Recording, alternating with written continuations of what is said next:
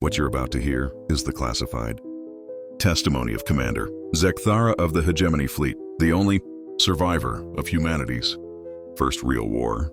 For 300 years, the Galactic Hegemony had perfected warfare, clean, calculated, civilized.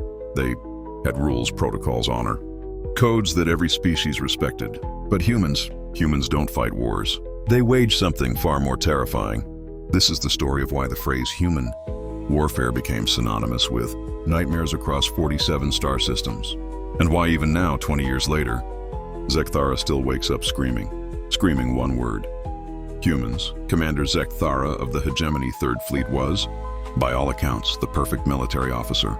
47 successful campaigns, 300 years of service, a strategist so brilliant that entire species would surrender rather than face her. Tactical genius. The Hegemony way of war was elegant. Two fleets would meet in designated space, exchange formal challenges, fight with honor until one side achieved tactical superiority. The defeated would retreat with dignity. Civilians were never touched. Worlds remained intact. It was warfare as art form. So when long-range sensors detected a new species from a small blue world called Earth, the Hegemony followed protocol. They sent a diplomatic envoy, standard procedure, assess military capability, offer terms for integration, demonstrate superior firepower if necessary. The humans' response was unexpected. They didn't surrender. They didn't negotiate. They sent back a single message, translated roughly as, "Come and take it." Commander Zek'thara commanded the disciplinary fleet, 1,000 ships of the line, crews totaling over 3 million beings, against Earth's pitiful collection of metal boxes and chemical rockets. It should have been over in hours. A clean demonstration of power, maybe a few tactical strikes to show them the futility of resistance. Then Earth would join the Hegemony, and humans would take their place as another conquered species. Zek'thara still believed in clean wars when she gave the order to advance. She had no idea what humans become when someone threatens their home. The first sign something was wrong came 12 hours before the fleet reached Earth. Human ships, if you could call those crude, patched together monstrosities ships, appeared on sensors, not in formation, not following any tactical doctrine Zek'thara had ever seen. They were everywhere, coming from asteroids, hiding behind debris, emerging from the shadows of their own moon, and they weren't attacking in any pattern that made sense. No coordination, no unified strategy, just endless, relentless aggression. The first human vessel that engaged us was a converted cargo hauler, civilian ship. We should have disabled it with a single shot. Instead, it rammed straight into the Valorous Triumph, a dreadnought-class battleship. The human pilot flew his ship directly into our engines. He killed himself, deliberately, just to damage us. In 300 years of warfare, I had never seen anything like it. But that was just the beginning. The cargo hauler's explosion was a signal. Suddenly, every piece of space debris around Earth came alive. Ships that looked like they'd been built in scrapyards. Vessels that had no business even functioning in space. And all of them were flying straight at us. They didn't try to disable us. They didn't attempt to capture our ships. They just wanted to hurt us, to break us, to make us bleed. Human fighters would ram our point defenses knowing they'd die in the explosion. Human bombers would overload their own reactors just to take out one of our escorts. And then came the laughter. We were monitoring their communications, standard tactical intelligence. But what we heard, humans laughing as they died, laughing as their ships disintegrated, laughing as they flew into certain death, taking our people with them. One human pilot, his ship venting atmosphere, life support failing, broadcasted on all frequencies. "Welcome to Earth, you alien bastards.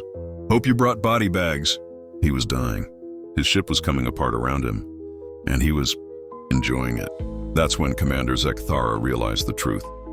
This wasn't warfare as the galaxy understood it. This was something else entirely, something primal and terrible and completely outside 300 years of military doctrine. Humans don't fight to achieve tactical objectives.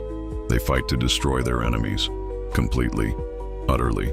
They fight like every battle is their last battle. Like every enemy is an existential threat. The Hegemony had rules. Weapons that were too destructive were banned. Tactics that caused unnecessary suffering were forbidden. Warfare had become civilized, but humans never got that memo. They used weapons we'd outlawed millennia ago: kinetic bombardments, nuclear mines, chemical accelerants.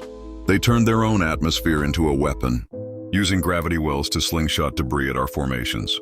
And when conventional weapons weren't enough, they got creative. Human engineers jury-rigged civilian vessels into guided missiles.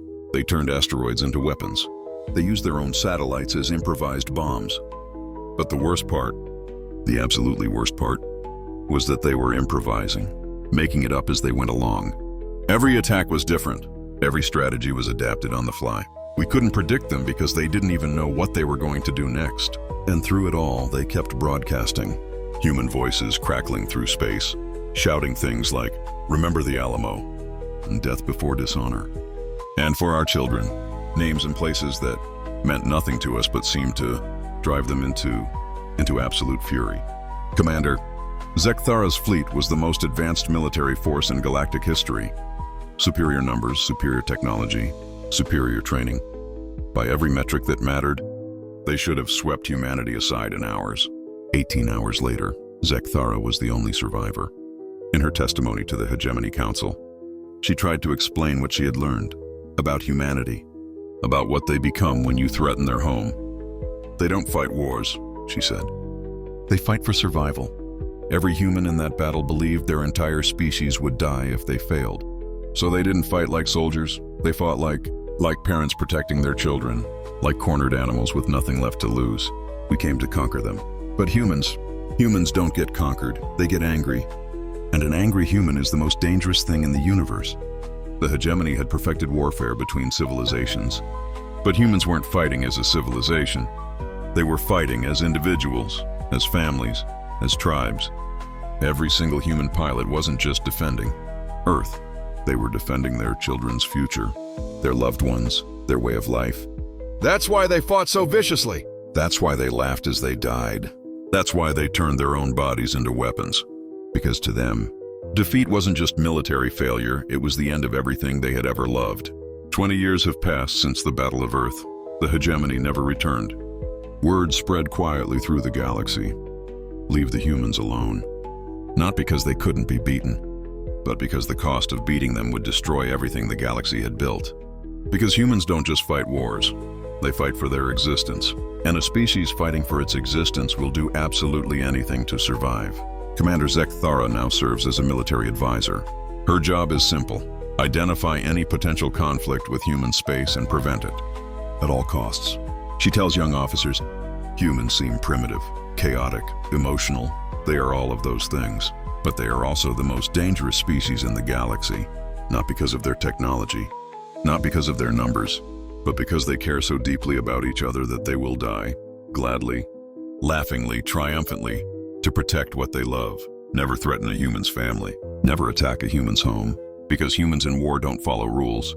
They don't show mercy. They don't know when to quit. They fight until they win, or until there's nothing left of them to fight.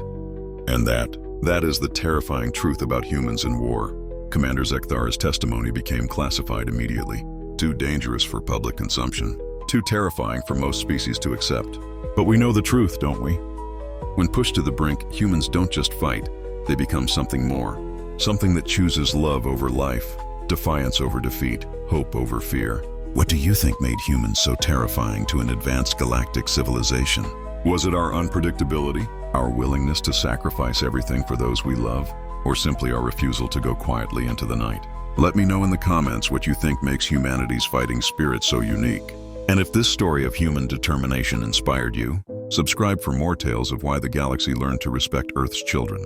Because remember, in a universe full of advanced civilizations and superior technologies, humans have something no other species can replicate: the absolute, unwavering belief that some things are worth dying for.